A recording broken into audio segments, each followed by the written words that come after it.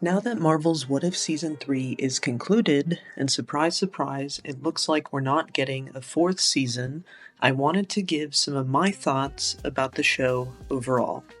Welcome to Screen Carnivore, where I devour the best, the worst, and the downright weird in movies, shows, games, media, and occasionally society. Grab a fork, it's time to feast. Now, was What If an awful, terrible, you should never ever watch this type of show? I wouldn't go that far. Was it great? I also wouldn't say that. Was it good? It was fulfilling in a way, but nothing memorable. The problem was, this is a show designed on a very specific premise, and it didn't really fulfill that obligation. In fact, it kind of half-assed it. In my view, the show had one job. And that job was to answer the most interesting what-if questions from the Marvel Universe. Easy, right?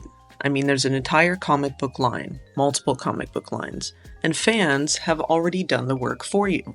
Just go to any forum or social site like Reddit, see the most popular and oft-asked questions, particularly the ones with hundreds and thousands of upvotes, and produce answers to those. Voila, done, easy. See how happy the fans are.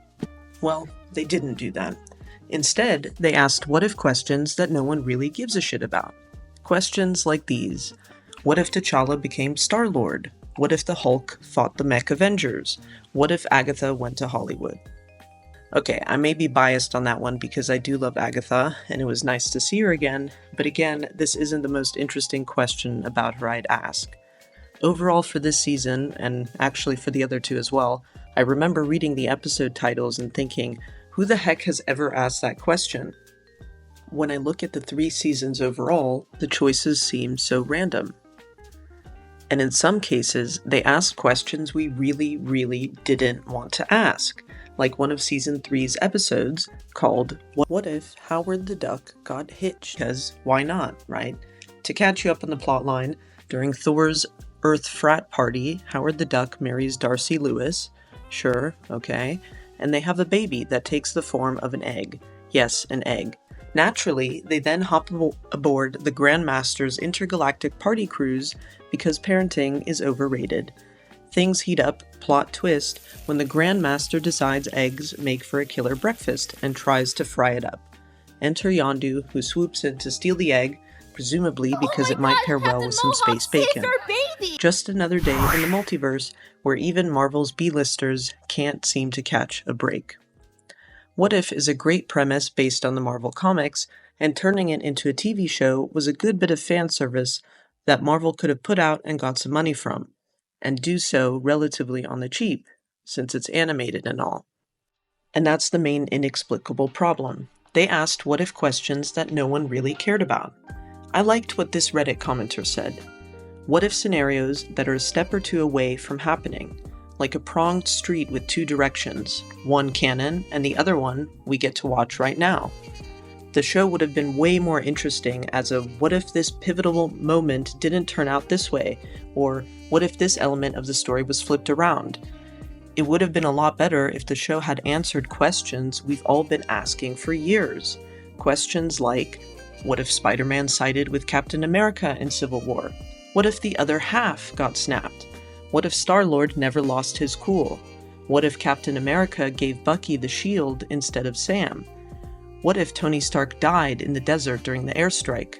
What if Shang-Chi didn't run away from his father? What if Hawkeye made the sacrifice instead of Black Widow? And on and on. You get my point. These are the kinds of questions that would have made the show fascinating and fresh. Instead, the choices they made just don't have the same pool. What's strange is that the first 2 seasons hit on some obvious divergent points, like what if someone else became Captain America, where the changes were clear and meaningful. Granted, they may have stretched that particular plotline a bit too far, but at least it fits the concept. Season 3, however, feels like it's going for a what if Nick Fury fought World War II in outer space theme. It's less what if and more alternate reality MCU. And overall, it's been pretty underwhelming. On top of that, the overarching plot feels unnecessary. What made Season 1 and this concept overall enjoyable is an episodic format, a series of one-shots exploring wildly different scenarios. hence the name, What If? But by season 3, the show's turned into a story about Captain Carter and a handful of recurring characters. Don't get me wrong, I like Captain Carter, she's badass, if sometimes a little too badass, but the appeal of What If is variety, different characters, different choices, different outcomes. Following one leading character misses the point. Honestly, I thought we didn't need more than 1, 2, and stretching it 3 episodes about her. And while I don't mind absurd plot lines, after all I think part of the point of this show is having fun, I wish they had saved those for later. First, tackle the big burning questions we've all been dying to see, and then get creative with the more out there ideas. That said, it's not all bad, it's not all doom and gloom. The show has its strengths, and there are things it deserves praise for. The visual quality, for one, is undeniably impressive, and a few standout episodes remind us why the concept works when done right. So while season 3 might have dropped the ball in some areas, it's not without its bright spots. There are a few things I did like. First, it's visually nice to look at. What If season 3 continues to impress animation-wise, carrying over the stunning quality from the first 2 seasons. It's definitely a well-made production visually, with a clear commitment to pure fun that I can appreciate. The medium is used to its fullest, delivering set pieces that simply wouldn't translate well to live action. Celestials battling, mecha Avengers facing off against giant Hulks, all of that would feel a bit out of place or overly cartoonish in the mainline MCU. But here, it kind of works, and with style to spare. Episode 7, The Watcher, stands out to me for its fan service and clever nods. Storm's first cameo was a thrilling moment, enhanced by the subtle X-Men theme woven into her introduction, complete with a slick guitar riff. The opening narration shifted from the usual Watcher to the Eminence, voiced by Jason Isaacs, a refreshing change. His line, "I observe those who watch," added a new layer of intrigue and set the tone well for the episode. Another highlight of the season is Kahori, a compelling original character introduced in a story that asks, what if the Tesseract landed in the sovereign Haudenosaunee, excuse me if I'm not pronouncing that correctly, confederacy before colonization? The episode reimagines the Tesseract as a transformative force, turning a lake into a gateway to the stars and propelling Kahori on a journey to discover her power. Written by Ryan Little, the episode was developed in close collaboration with members of the Mohawk Nation, as well as experts including historian Doug George and language expert Cecilia King, all in an attempt to ensure as much cultural authenticity as possible.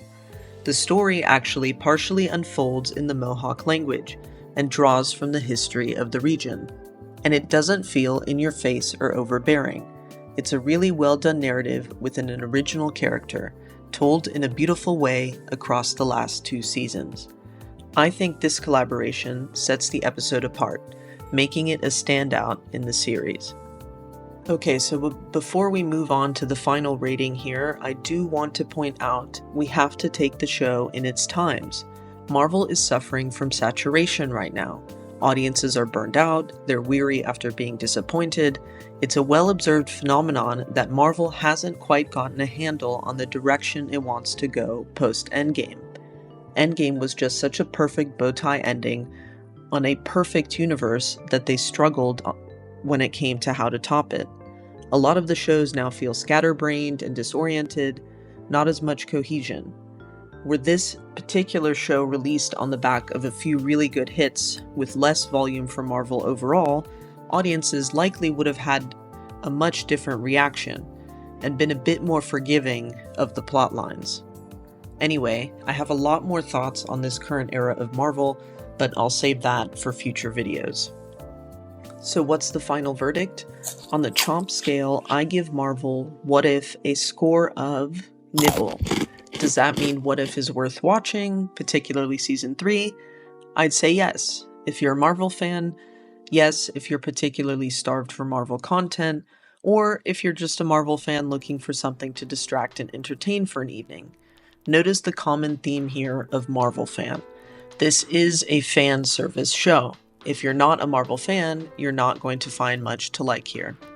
Overall, Nothing spectacular, but the show can be somewhat enjoyable, especially if you're hungry. It's a visually well-crafted show, with some creative ideas and moments you wouldn't find anywhere else in the MCU.